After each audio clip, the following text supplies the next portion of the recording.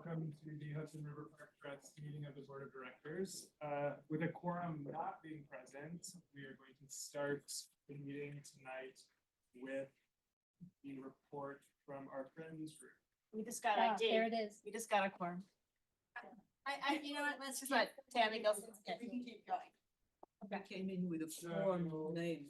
Now I will ask Connie Fishman to present the Hudson River Park Friends report. Okay, thank you.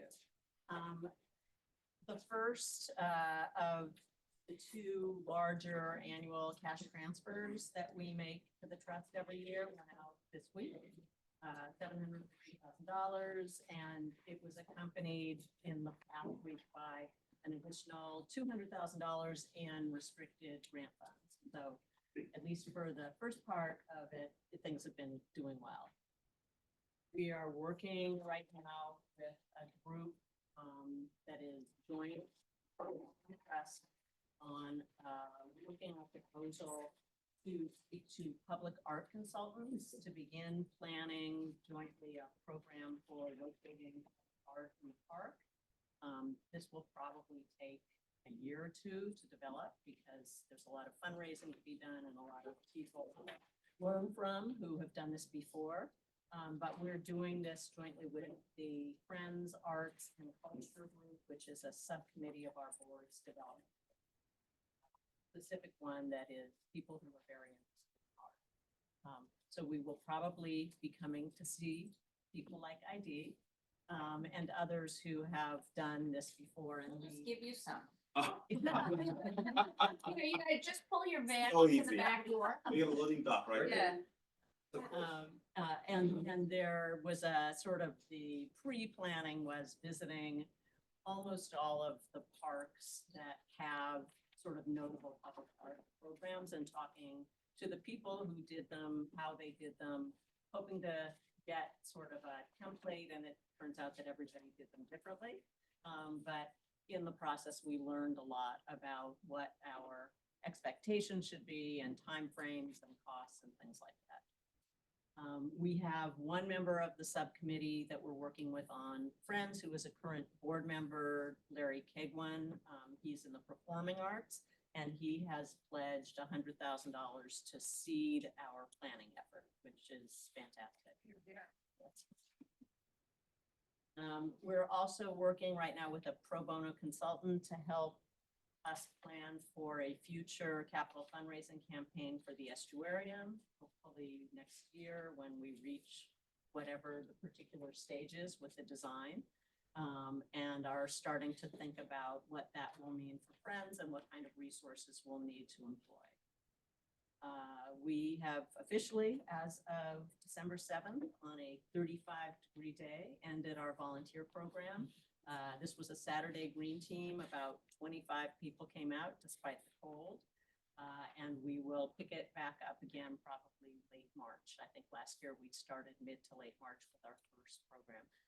The next board meeting, I should have the numbers on how many volunteers, what the impact to the park was of the program, the value contributed, and the number of both individuals and companies involved.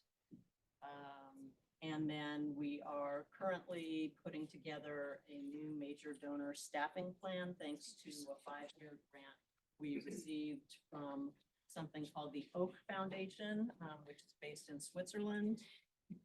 And that is going to sort of help us both with donors for our normal operational fundraising and also for the and then planning is also underway for next year's schedule of events. March 7th is the Playground Committee Luncheon. We are thinking about changes we'd like to make to the gala format for next year and beginning our search for honorees. And then plus our regular calendar of activation, fundraisers, and other smaller events. And that's it. Thank you.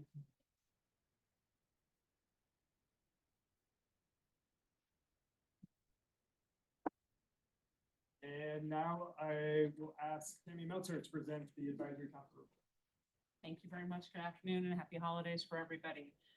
Last month, we were delighted to have related companies come. We had 4 of their team in the room and 2 online to talk about the development projects that they're working on, potentials across the street, but is so relevant to what we need for our park and partnership. We did ask them to come back to the advisory council because we'd like to see more of, not their connection necessarily to the High Line, which is a fantastic, wonderful park, but we'd like to see how they're planning to connect on the far west side to our park on this side. So we asked them if they could come back with some renderings and drawings, more than a crosswalk, but how they plan to engage so we're not at the back door of their property, but more as a gracious inclusion and feeling that you can get from there to here, and it is all encompassing to obviously encourage traffic and tourism and residents. We have settled on our dates for 2025. We have January 27th as our first meeting, March 31st and May 20th. Those are our first 3. I'll certainly send the rest in an announcement. We're looking for new members. We still have spots open. So if anybody knows of a great organization in the community, we'd like to focus a little bit on having some neighborhood associations from the northern part, especially as we look at the changes that are going to be developing in the park towards the northern side. So if you are at any kind of an event and you meet a great neighborhood group who's encouraged to be activated in the park, please send them our way. We're welcoming friends in January, so we're looking forward to the updates that you give for the next board meeting, also at the advisory council, and start the year off well with great partnership and talking about what Friends does and how the advisory council can partner back and forth with them. We are starting a project to revise what we look like on the HRP website for Q1. So we have a group of intrepid people who are going to make some asks and see what we can do about getting a little bit more public facing with not only the minutes of what we do, but the announcements of the meetings and engage better with the public on that. And with that, I want to say thank you so much for your time and happy holidays. Thank you.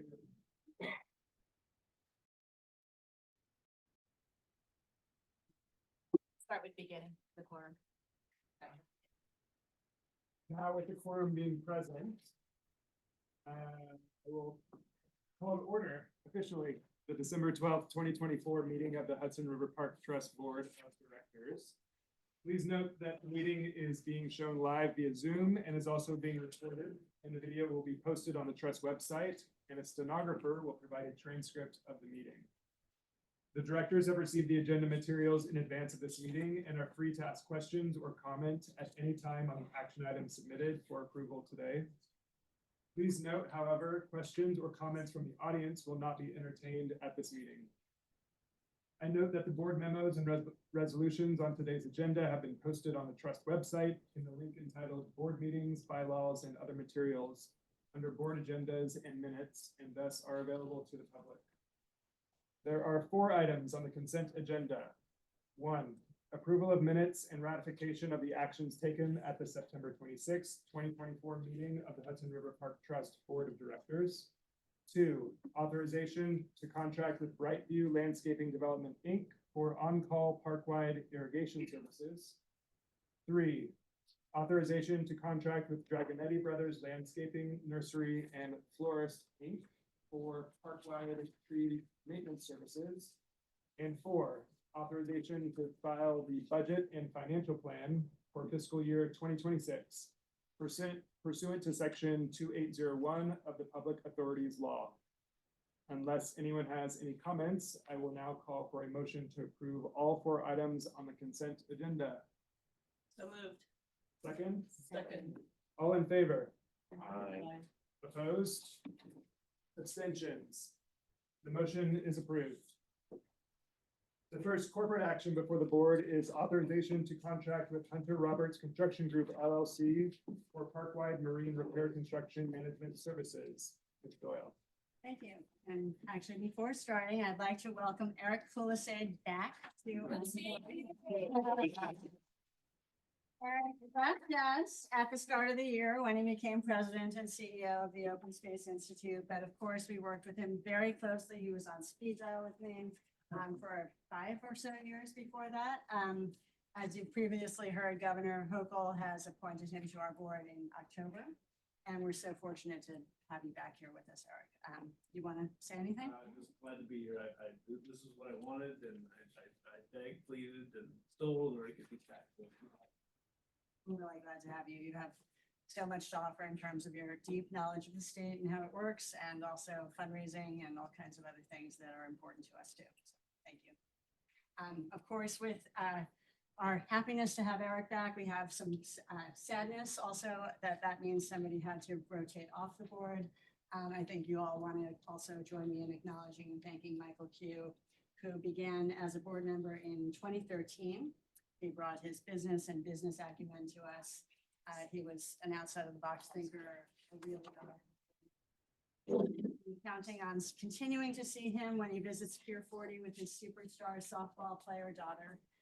And he's promised to be available to us when we need his advice on anything as well. So thank you, Michael, if you're listening. But you have things to do with your time than to listen to. Okay, so the trust with respect to the board item. The trust works to maintain park assets, including piers and bulkheads in good structural condition. Among other reasons, proactive maintenance helps ensure that these structures retain their engineered useful lives for as long as feasible. Some of the oldest park structures are now over 20 years old, and the bulkhead is historic is significantly older. Over the coming years and into the future, the trust expects to need to perform structural maintenance on marine assets on an annual basis. And the trust has released a request for proposals for a marine construction contractor to provide such repairs over the next several years. To support the marine repairs, the trust requires the services of an experienced construction manager to manage construction startup, construction, and post-construction over a 5-year period. The trust released an RFP for the construction management services for park-wide marine repair on September 13th and received 9 proposals on the submission deadline of October 11th. The selection committee of trust staff reviewed the proposals based on the selection criteria in the RFP and then interviewed the 3 highest ranked firms. The selection committee determined that Hunter Roberts Construction Group is the most qualified firm that offered the best price to complete the services. Hunter Roberts has successfully provided construction management services for the trust, including through a similar contract overseeing marine repairs in segments 3, 5, and 7, as well as for the recently completed Pier 40 pile restoration program. In addition, Hunter Roberts has worked with the New York City Department of Design and Construction, EDC, Dormitory Authority, and Battery Park City Authority. The trust staff therefore requests board authorization to contract with Hunter Roberts for construction management services for park-wide marine repairs in an amount of $2,108,713 plus a 10% contingency for a total board authorization of up to $2,319,584. Funding is available from the trust reserve for this capital maintenance project. Are there any questions or comments? If not, I will call for a motion to authorize the trust to contract with Hunter Roberts Construction Group LLC for park-wide marine repair construction management services. Second, Second. all in favor? Aye. Opposed? Abstentions? Motion is approved. The second corporate action item before the board is authorization to contract with MT Group LLC for park-wide testing and inspection services. Ms. Doyle. The trust requires on-call park-wide inspection and testing services to support many ongoing construction and maintenance activities in the park, including quality control inspections, completion of technical paperwork for the New York City Department of Buildings, and use of field inspectors to ensure that work items meet the specified technical requirements. In accordance with the trust procurement guidelines, the trust released a request for proposals for park-wide inspection and testing services on August 27 and received 15 proposals on the October 8th, 2024 submission deadline. A selection committee comprised of design and construction staff reviewed the submissions and evaluated each according to the identified selection criteria in the RFP, and then interviewed the top 5 ranked firms. Based on the submitted proposals and interviews, trust staff has identified MT Group as the highest ranked proposer, which firm also offered the lowest fees for the most commonly used tests within the park. MT Group has over 40 years of experience performing on-call special and progress inspections in New York City, including for the trust as well as New York State, and New York City Departments of Transportation, the MTA, the Port Authority, and New York City Department of Building. Trust staff therefore requests authorization by the board to contract with MT Group LLC for park-wide inspection and testing services in the amount of $1 million for a 5-year contract term. Depending on the project, funding for inspections would be available through New York State or New York City capital funds, restricted funds from the trust sales of development rights, private sources, or trust reserve funds as included in adopted trust budgets. Questions or comments? If not, I will call for a motion to authorize the trust to contract with MT Group LLC for park-wide testing and inspection services. Second, Second. all in favor? Aye. Opposed? Abstentions? The motion is approved. The third corporate action before the board is authorization to contract with Q&A Events and Productions LLC for Submerged Marine Science Festival event production services. Go ahead. Hudson River Park Submerged Marine Science Festival is a large interactive science festival that invites the public to explore water-related topics through hands-on science demonstrations and family-friendly entertainment. The trust created Submerge to advance aspects of its mission related to Hudson River Park's estuarine sanctuary. Submerge is an annual free 2-day event that serves New York City school children and the general public, typically attracting about 5,000 people each year. The trust uses an events production company to produce Submerge and is holding May 16th and 17th, 2025 for next year's program. The trust released a request for proposals for Submerge event producer on September 20th and received 8 proposals on the submission deadline of October 25th, 2024. The trust selection committee reviewed the proposals based on the criteria included in the RFP and then interviewed the top 4 ranked respondents. Trust staff determined that Q&A Events and Production LLC was the most qualified of the 4 interviewed respondents and offered a fee and cost proposal that is fair, reasonable, and aligns with standard industry rates, and thus presents the best value to the trust. Q&A has successfully performed production services work for the trust for some of its dance festivals and has extensive experience in the successful management of outdoor event production, including for science-focused events with such organizations as the Prospect Park Alliance, Brooklyn Botanic Garden, and Battery Park City Authority. Q&A is also a certified WBE firm. Trust staff therefore seeks board approval to contract with Q&A Events and Production LLC for Submerged Marine Science Festival event production services for a period of up to 5 years in a contract amount of up to $1,200,000. Funding for this contract would be available from the trust's operating budget as approved by the board of directors each year, potentially through grants for certain river project activity. You, questions or comments? For clarification, the production, I'm sorry, the event and production budget for the activities of the trust is how much approximately? Well, we have the River Project program and we have the Public Programs program, and they are together producing external faced programming for the general public, but they are 2 separate budget areas and programmatic areas within the trust. Offhand, do you know? I think right now we're just over combined with the youth production services at this level where we hire an external production firm to oversee the entirety of it. For both Submerge and Blues combined, it's just over $400,000 a year. That obviously does not include staff costs or other costs.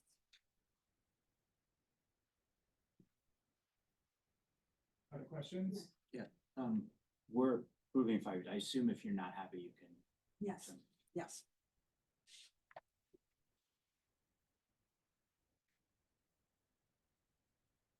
Comment? No. If not, I will call for a motion to authorize the trust to contract with Q&A Events and Productions LLC for Submerged Marine Science Festival event production services. Second, all in favor? Aye. Opposed? Abstentions? The motion is approved. Thank you. That completes the board action items for approval today. I would now like to ask Ms. Doyle to present the president's report. Well, it seems like a long time ago already, but we held the official opening celebration for Pier 97 right after the last board meeting. On behalf of the trust, I was able to express our gratitude to Governor Hochul and Mayor Adams, to all of our wonderful local elected officials, and to our design teams, our contractors, our community partners, our government partners for the funding, talent, collaboration, and more. Besides Deputy Mayor Mirazoshi, we were joined by some of you, as well as by Congressman Nadler, Manhattan Borough President Mark Levine, Senator Hoylman Siegel, Assembly Member Rosenthal, and Council Members Brewer and Botcher, as well as some of our friends and colleagues at Community Board 4, the Advisory Council, and Hudson River Park Friends. It was great to see people to come out and celebrate the ribbon cutting, and the ribbon cutting got great coverage, and we particularly enjoyed seeing some of our elected officials being brave enough to dare the tandem slide. It was really fun. The pier has been receiving great reviews and people are really enjoying it. Since then, work has continued east of the pier with contractors completing all of the utility connections to electricity, water, and sewer. Earlier this week, 3 massive boulders at the pier's entrance were lifted carefully and smoothly into place, and the contractor is installing final paving, railings, and seating areas. Construction of the new building is also going well, and we expect the restrooms to open this winter. With regard to the estuarium, design development is getting underway, in which phase all building components and systems will be further developed and coordinated. This phase is expected to take about 6 months. We've just scheduled a joint meeting of the Trust and Community Board 4 with our design team for the area from 29th to 46th Streets to discuss the northern end of the project area, primarily the upland area fronting Piers 81, 83, and 84. The meeting will take place on January 13th. We thank the Intrepid Museum in advance for hosting us, and we will be trying to get the word out far and wide so that people know to show up and participate.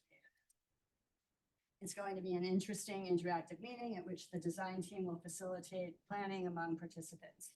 We're also working to schedule a meeting with New York City Department of Transportation and EDC to discuss traffic and other observations and needs for the upland area in front of Pier 78, which is privately owned, and Pier 79, which is the city's ferry terminal, in the planning process. We'll be trying to meet with the private property owner shortly too. In November, minor punch list items were also completed at Gansevoort Peninsula, and the final certificate of occupancy for the maintenance restroom building is expected to be issued soon. In November, the trust and its contractor resurfaced the large and small dog parks at Chelsea Waterside Park so that the pavement would be less porous and easier to clean and maintain. At the Pier 26 Science Playground, we had the play equipment manufacturer Monstrum return in October to complete some warranty repairs. And Alpine, the general construction contractor, also completed some minor punch list items and augmented the area with some additional plantings. The trust is now in the process of closing out various of these contracts for these recently completed park areas. At Pier 40, Hudson Meridian, the construction manager as builder, has begun planning the schedule for the scopes of construction work needed for the building, including finishing, the replacement of the fire suppression system, completing the remaining parking garage, structural repairs per New York City's regulations, and helping us figure out what to do with this loading dock. Hudson Meridian is also working with various units of the trust to develop phasing scenarios that minimize disturbance to Pier 40 operations, including ball fields and the parking garage. The trust has also engaged one of its on-call environmental consultants to complete the environmental review record for the U.S. Housing and Urban Development Community Project funding in order to access the $1 million federal grant we received through the support of Congressman Nadler for pedestrian safety measures at Pier 40. The primary use of the funds will be for a replacement perimeter railing system as well as some lighting improvements. Any questions here? Okay.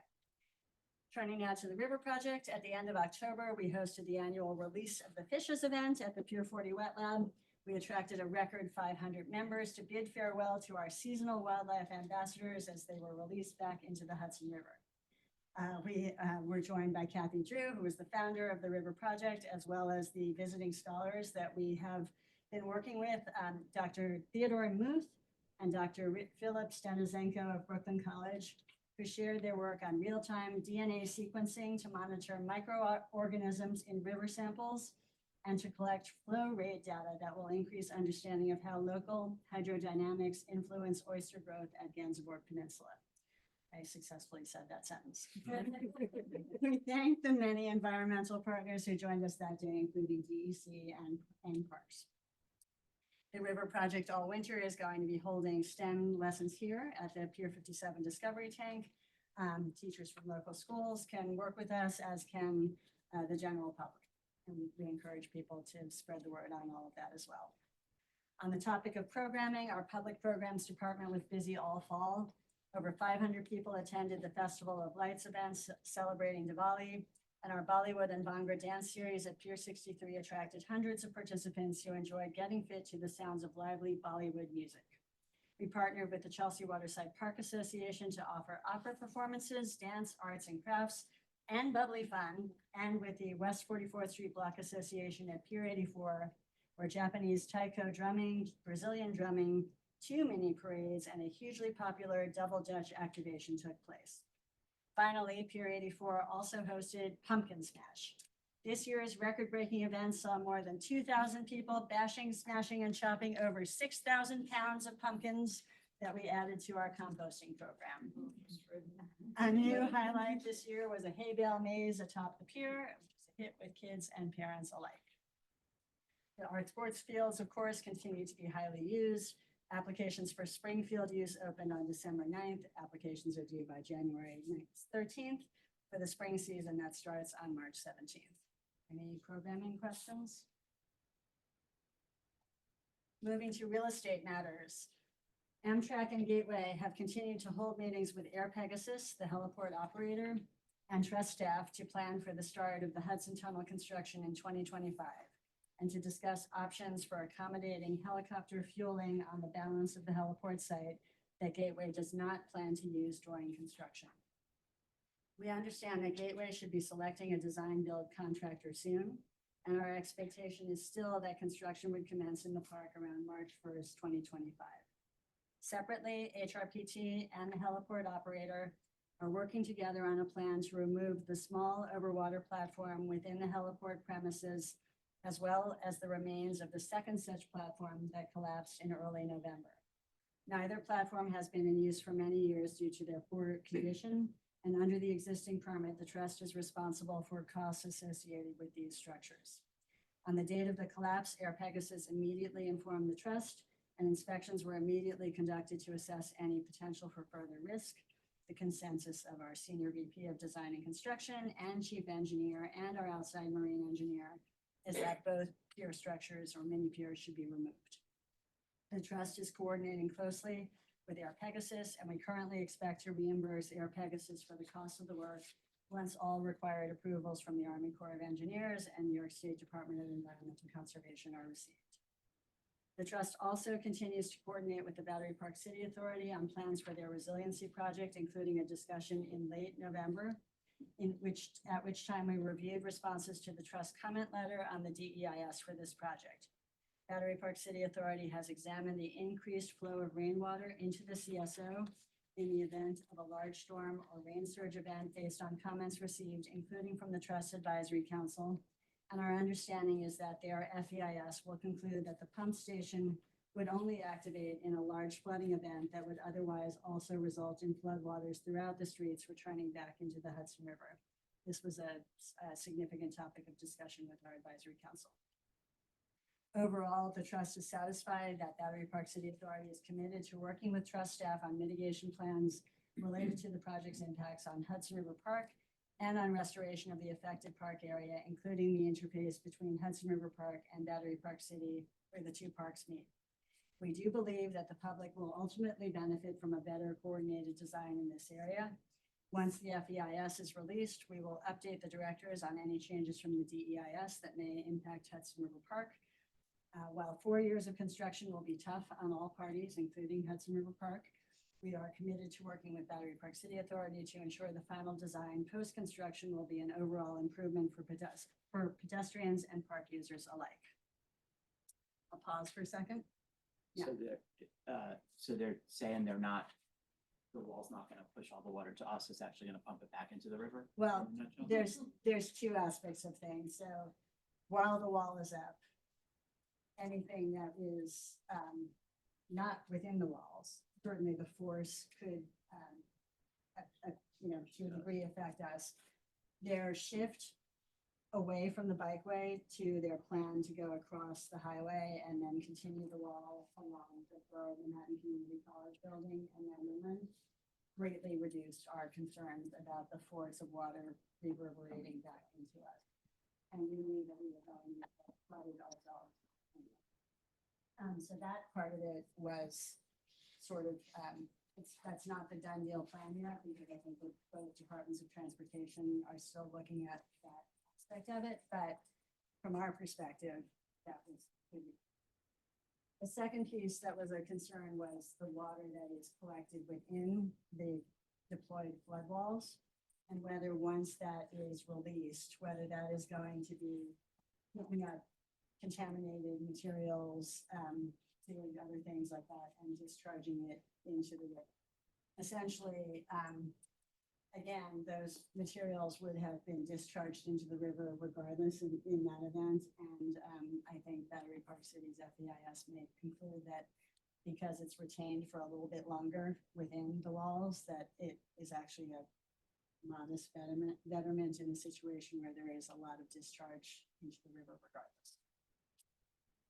Chris, did I accurately describe that? Yes. It's only when if it's flooded, raw flooded. So the issue, the pump station only activates when there's a big surge flood events. They're all gonna be flooded. It's not gonna be their normal operations of more water coming in through the outfall on any given day. It's only gonna be used for big storm surge events. Pump ejects the water that is within Battery Park City's flood barriers. It basically ejects the water out of the bathtub, any water that gets in the bathtub. And they're required as a condition of DEP to build that pump station if they proceed with this project. So that is a core requirement if the project advances. The water would get in their bathtub from rain. Yeah, But they're it's not just- gonna be from, Unless- Maybe somebody somewhere. yeah, the failure center, but they're way higher. It would also take care of, because the pinch point is at the Chamber Street, at the very bottom of Pier. So the pump station and where the walls are aligned are designed to capture some of that as well. Anyone else on any of those matters? Okay. Insurance. The Office of General Services and its broker, AJ Gallagher, were able to procure our new commercial general liability and property insurance coverages effective December 1st. We're pleased that there was only a modest increase in this year's premium, given the expansion of park space over the past year. Our general liability premium went from just over 4.9 million last year to 5.04 million this year, or an increase of just under $142,000. Property insurance increased from just over $195,000 last year to just over $344,000 this year. The new rate reflects the addition of a new building at 7 and updates on the replacement values of some of our equipment and buildings in the event of a casualty. As you know, our general liability costs are reimbursed by New York State and New York City, but the trust pays the property insurance coverage out of its own operating revenue. As discussed at the last joint governance and finance committee meeting, as recommended by the directors, staff will be following up on our flood insurance coverage with our broker and OGS when that renewal is up. You also all have a copy of the proposed schedule of board meetings for 2025 in your handouts. We're proposing to stay with the same schedule of Thursday at 4:30 every other month, but I'll note again that we are flexible should anybody think that this timing should be reconsidered. For our March meeting, we're asking you that you hold 2 dates, Tuesday and Thursday of the last week of March, to ensure that we have a quorum, which we need in order to approve our budget for next year. We will be coordinating with you to try to plan some committee meetings in advance at times that work for as many of you as possible. I don't want to take up too much time on this now, but I know some of you may have opinions and thoughts about how we can structure any of this better. We will do the best we can. And I know as Robert, are all willing to listen to suggestions about how we can schedule this group. Finally, state finance law requires a mid-year budget update with explanations of variances greater or lesser than 5% of the adopted budget. Details of these variances are included in the 6-month financials that were distributed to the board and will be posted on our website. I'm going to give you a high-level review of the results for the first half of the year, which is through September 30th, and an update on our spending on capital projects. As in recent years, the trust is a bit ahead in revenues and is under budgeted in spending at mid-year. Right now, it seems very likely that we will exceed the operating surplus of $4.8 million that was budgeted for FY 2024. Total revenues are at almost $24 million, or 59% of the budgeted revenues of $40.7 million.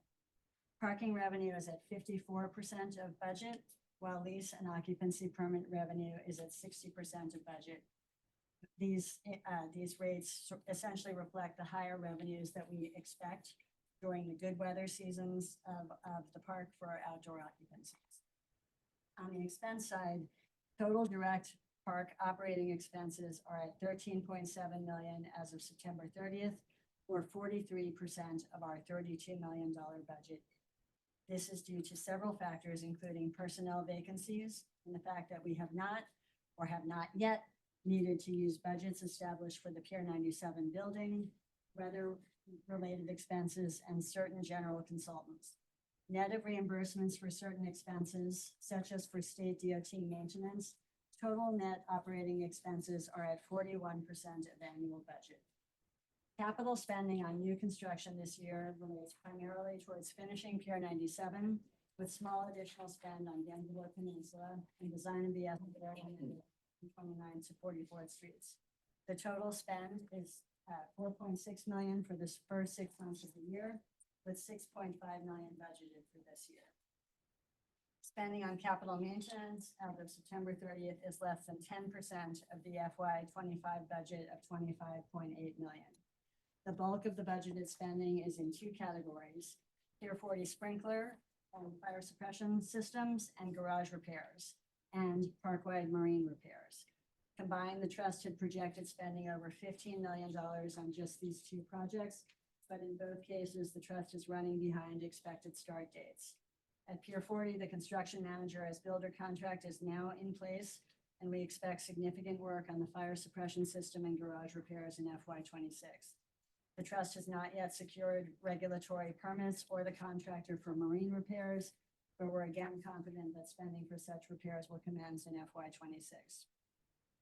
Large purchases for equipment budgeted at $1.5 million are often made in Q3 and Q4 after the busy park season, and this year is no exception. And all spending for capital maintenance and equipment is currently projected to come in at less than 25% of the FY 25 budget. The result of the delays in expected capital maintenance spending is that staff expects to have a budget surplus at the end of FY 24 instead of a budget deficit. The size of the ultimate surplus or deficit realized will depend on how many HRPT-funded capital maintenance projects can be undertaken before the end of the year. Does anyone have any questions here? We will be sharing with you and the public our draft budget in January. So we will be going over all of this in more detail at that point. Yes, Just one clarification, we're in FY 25, right? we are. Or FY 24, 25, yeah. Christine? Yeah, I think maybe the finance committee could look at the format of this page. Oh, that page. Is because it's very that's a- difficult to follow. So it is difficult to follow, and we should have explained that again. Harris, the Public Authorities Reporting Information System, requires that template. We have no discretion. Right, so we need a second one. That's essentially our budget that does that. Our draft budget for January is what is actually the good format for what we want to do, which we're gonna get in January. Yeah, but that's the budget. You are reporting on. No, it doesn't look like this one. We'll look at it in January. I understand. Oh, sorry. Okay. Thank you. Sorry, I'm not. Sorry. What I am saying is that all these things that you said, percent, X%, etc., if we had a column which has all these percent, so we can have a second page and have all the percent, that would be easier to follow. That's I'm all not saying. saying which piece of paper you have in front of you. Can I take a look? Paris. Yeah, there's the other, yes. There's other attachments that were circulated by email. Did we print them? Yeah. Financials report. Oh, I thought we had it. We didn't print it? No. It's not in your packets? No. Sorry.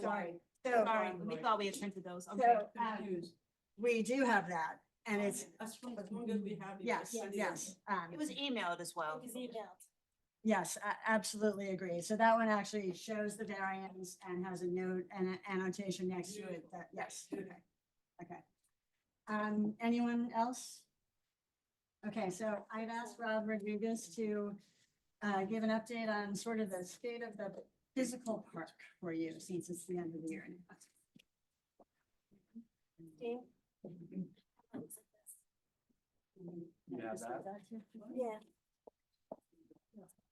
No, my bad. I should have read this. That's okay.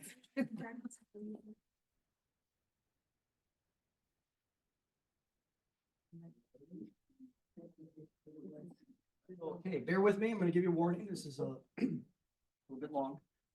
So, good evening, directors. I have the privilege to report to you a summary highlighting some of our good work from the past year performed by the Hudson River Park staff to keep the park in clean, safe, and looking beautiful for all that visit and work here. Start off with the horticulture team, Robert. The horticulture team is responsible for maintaining the gardens, lawns, and the ecological integrity of the upland areas of the park. This includes plant and tree care, pest management, irrigation maintenance, volunteer management, compost operations, and sustainability initiatives. The team is led by our Assistant Vice President of Horticulture and Maintenance, Matt Post, and is assisted by the Assistant Director of Horticulture, Peter Walsh. We have 10 full-time employees and 10 seasonal employees in this department.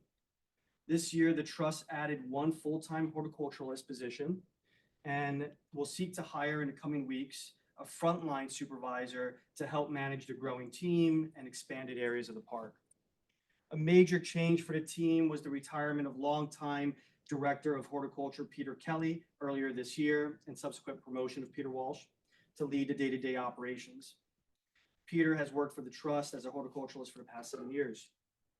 Some of the highlights of 2024 include the planting of 39 new trees, 359 shrubs, 3,786 perennials, 2,106 annuals, and so far this season, over 22,000 bulbs.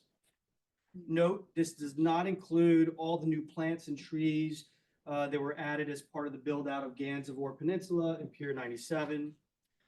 Donations from friends as well as shore walkers, the Green Acre Foundation, and Greenery NYC helped make most of the plant purchases possible. Much of the plantings were installed with the help of volunteers. As you've heard from Connie Fishman of Hudson River Park Friends in the past, and you will hear in January, the trust works in collaboration with the Friends on a robust volunteer program. Connie will report on those specifics at a later date. But briefly, this year, our volunteers, we estimate a donated labor hours of 6,882. Oh, that's a big number. As you can imagine, organizing this many volunteers takes an extraordinary amount of work and dedication. That is why the trust employs a full-time volunteer coordinator as a member of the horticulture team.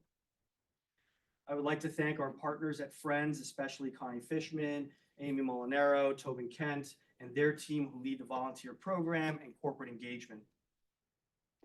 Another major highlight of the year is the success of our community compost program.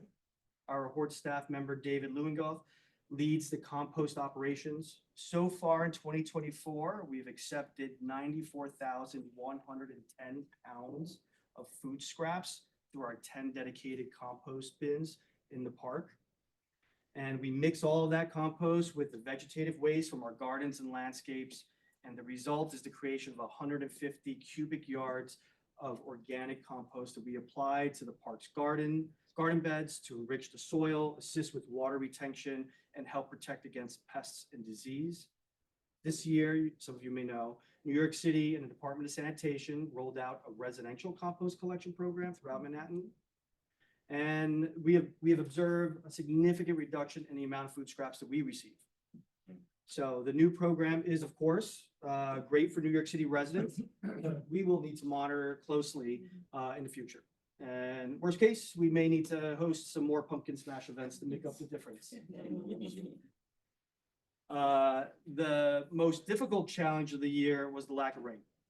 Prior to the water conservation measures that were put in place in the fall, staff worked to keep plants alive using all methods at our disposal.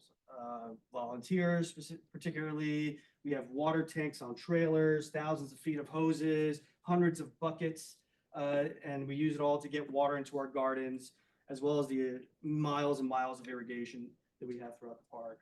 Moving into next year, and was part of the agenda, was entering into a contract to help maintain some of those irrigation systems with a third party.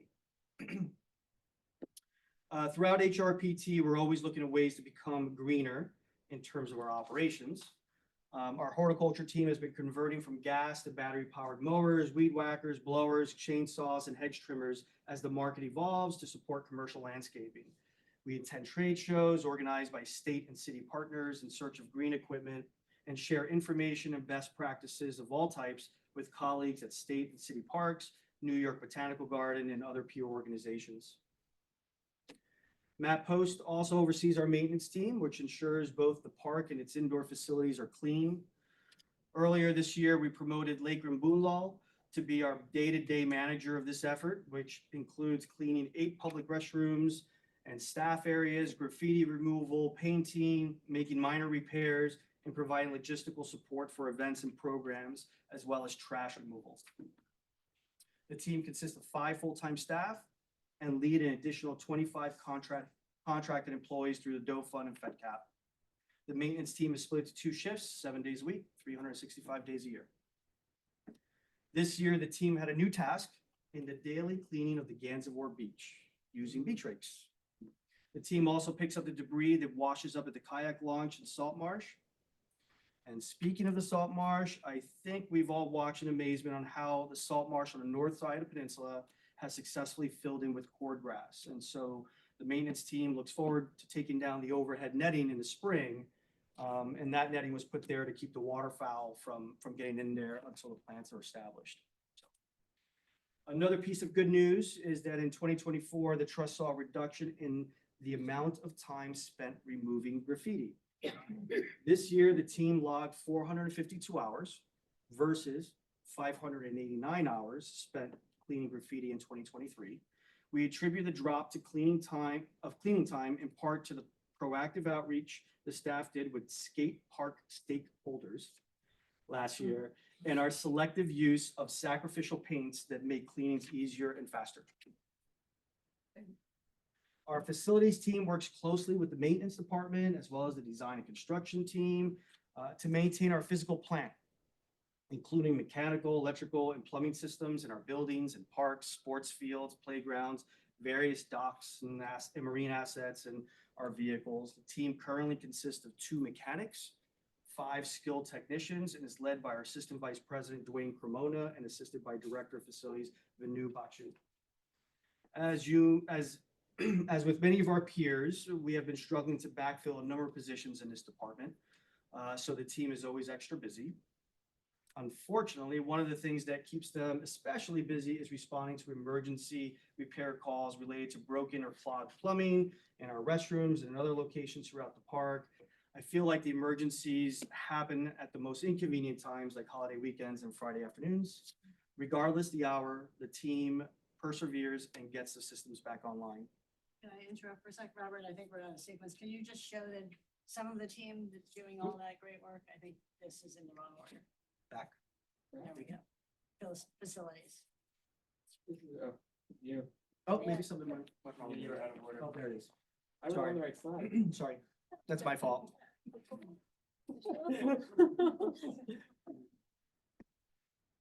The facilities team is also working to make the park greener. They coordinate to replace outdoor and indoor light fixtures with LED and have also been working hard to identify suitable green vehicles that could stand up to the park use, not to mention fitting between those security bollards. The amount of time it takes to identify, procure, receive delivery of this equipment is enormous, as there is high demand for it and often short supply. We are currently awaiting delivery of 2 plug-in hybrid vehicles to replace some gas-powered vehicles, and we are expecting a new electric forklift this month to come in. The trust currently owns and maintains over 50 electric small utility vehicles, Motrex and golf carts, and we have about a dozen road vehicles, that's sedans, pickup trucks, a loader, a backhoe.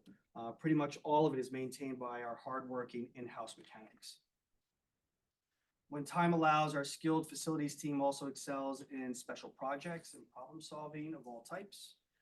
This year, with the assistance of the maintenance department and IT departments, they successfully renovated about 2,500 square feet of space within Pier 40 to provide more space for up to 17 staff members, including our River Project team. Facilities also took a lead in securing the 26th Street Maintenance Building after that fire. Noreen mentioned that earlier.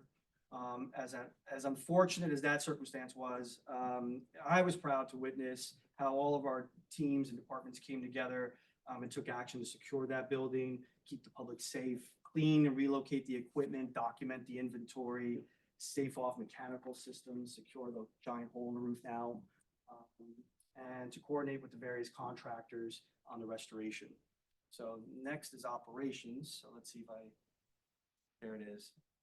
The relatively small but mighty operations team of 4 people, led by Assistant Vice President of Operations Christina Singh, is responsible for coordinating cross-departmental workflows, public access schedules, coordination with state and city DOTs and other government entities, workplace safety programs and staff trainings, as well as spearheading some special projects. Coordinating with state and city DOT and their contractors on the maintenance and improvement of the bikeway are 2 of the team's top priorities. Christina and her team can be found doing light and pavement audits with their colleagues from these agencies at 4 o'clock in the morning when the bikeway is least busy to flag and troubleshoot issues of all sorts. While HRPT does not control these properties, we are in many ways our partners' agencies' eyes and ears on these issues, and we offer our observations and operational expertise to assist with their planning.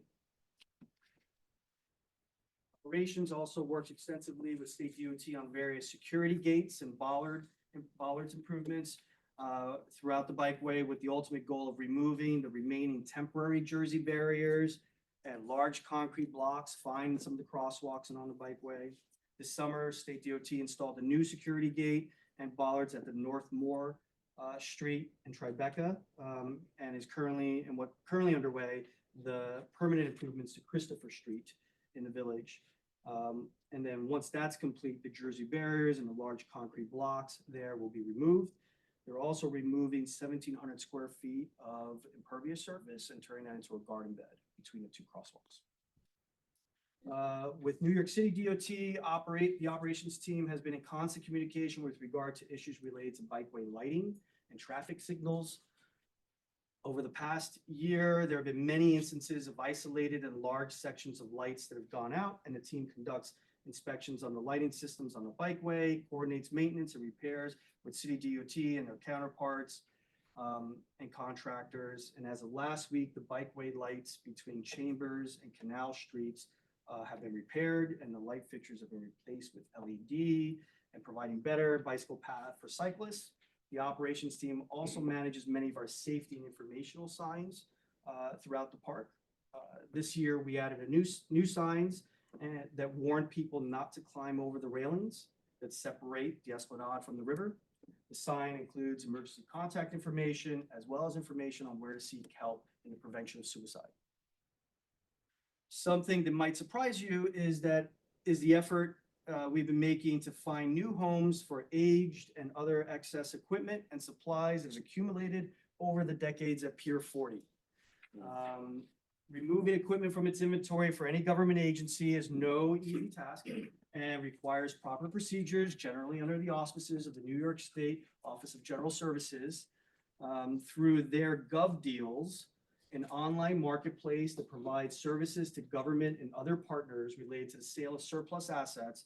The operations team has succeeded in selling 174 items in 2024, including a shipping container, old bicycles, unused wood pallets, broken bleachers. One of our buyers purchased a broken light tower and aims to repair it and ship it to the Ivory Coast of Africa to be used on a farm. And 'tis the season for our annual winter holiday decor project. So in coordination with our maintenance, horticulture, facilities departments, the ops team coordinated garland, wreath, and light installations at dog runs, a lighting and plant arrangement at Christopher Street Fountain, seasonal driftwood tree at the Gansevoort Beach, and some seasonal decorations in the Pier 40 holiday. So they're still going up, so please check them out. And then lastly, as a topic, public safety, the other major job of our collective park operations group. Our Assistant Vice President of Public Safety, Chris McGann, who's here tonight, manages our contract with the New York City Department of Parks, AKA PEP, and also provides overall leadership for public safety matters. Chris maintains close relationships with many of the park's tenants, assisting and coordinating with planning related and safety security. I'm glad to report that crime in the park continues a year-over-year decrease. But with that said, we have our share of incidents and work closely with NYPD and others to plan, support, and troubleshoot. Earlier this year, we had a series of bag and chain snatches. The perpetrators used motorized scooters and bicycles to get away. We've worked closely with NYPD detectives, including providing valuable security camera footage of the incidents to aid in the investigations. This past fall, we experienced a surge of larcenies, bag thefts, mostly at the Pier 40 athletic fields. Working with PEP, NYPD, field permittees, coaches, the leadership of a local high school, we were able to get the situation under control. Again, our cameras have proven to be valuable assets in this effort. In addition to the bag thefts, this fall, City Bike Repair Facility located at Pier 40 notified us that they had been burglarized. A few days later, a new group of perpetrators was seen on our cameras breaking into the facility again. PEP responded quickly and were able to apprehend 2 of the perpetrators as they fled Pier 40. One of the perpetrators was a 16-year-old and was found by NYPD to be in possession of a handgun. PEP also responds to calls for assistance from park patrons for many reasons. They provide first aid, obtain additional emergency and medical services. They help locate missing children and others in need of assistance. They engage and educate park patrons on the safe use of park facilities, safe bicycling, the need to keep dogs off lawns and out of our flower beds, etc. PEP also opens and closes many of our facilities in the park daily and coordinates with NYPD on bikeway enforcement. During the colder months, PEP implements a policy called Code Blue, which involves visiting unhoused persons throughout the park and checking for wellness, including hypothermia and frostbite. These visits can result in people accepting medical assistance, other services, moving to safer locations, and or moving off park property when the park is closed to the public. In August, PEP and the trust staff hosted National Night Out, an annual event meant to increase awareness about drug prevention, youth activities, neighborhood groups, and other anti-crime efforts in the communities. This year, despite the rain, PEP and the trust set up tents at Pier 40, and the officers engaged children and other park patrons by providing face paintings, handing out park information, like small private giveaways, games, and athletic challenges. Safe as Hudson River Park generally is, it's important for us to acknowledge that PEP officers are putting themselves in harm's way sometimes in the performance of their duties. In the last year, 4 PEP officers were assaulted. In one incident, 2 officers were assaulted while apprehending a suspect for a robbery that had occurred on Pier 84. Another incident when 2 officers engaged an apparently unhoused person sleeping on the Little Island Bridge. The person immediately jumped up and assaulted 2 officers, causing injuries. We are grateful to all the PEP officers and to NYPD for all the work that they do to keep the park, our staff, and the public safe. Trouble can also occur on the water. This year, we had incidents at the John J. Harvey Fireboat, Hudson River Community Sailing School, and the historic vessel Lilac. Often, park tenants are the first to report safety and security issues in the park, as happened recently with the 26th Street building fire. We are grateful to all of our tenant partners for helping share information and keep the park safe too, and to our advisory council, which also brings matters and resources to our attention, as well as advocating for the park and other agencies, to other agencies and elected officials. And I would be remiss if I didn't mention the hard work that went into planning and executing both Pride Sunday and the Macy's 4th of July fireworks, which we've talked about at previous meetings. So in conclusion, I know there's been a lot of information. I for one am truly proud of a lot of the work that we've done here. And I know all of you are too. So I would like to thank each of you, our board of directors, for all the support of our staff and the work that we do every day. So with that, thank you very much. Good evening. Have a happy holidays.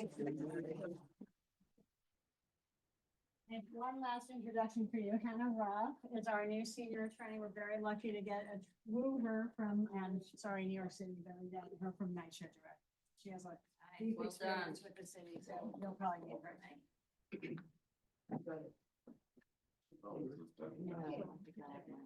Is there any further business today? No, that's good. All right, if not, I now request that the directors move into executive session to discuss litigation in real estate matters, and that we adjourn the public portion of the meeting. The executive session will not include any action items for approval by the directors. May I please have a motion to move into executive session and adjourn the public portion of today's meeting? So moved. Second. That wasn't commentary. Get some coffee now. Second. All in favor? Aye. Opposed? Abstentions? The motion is approved. Thank you. The public portion of the meeting is now adjourned. The trust will now stop the Zoom live recording and the director will in executive session. Thank you.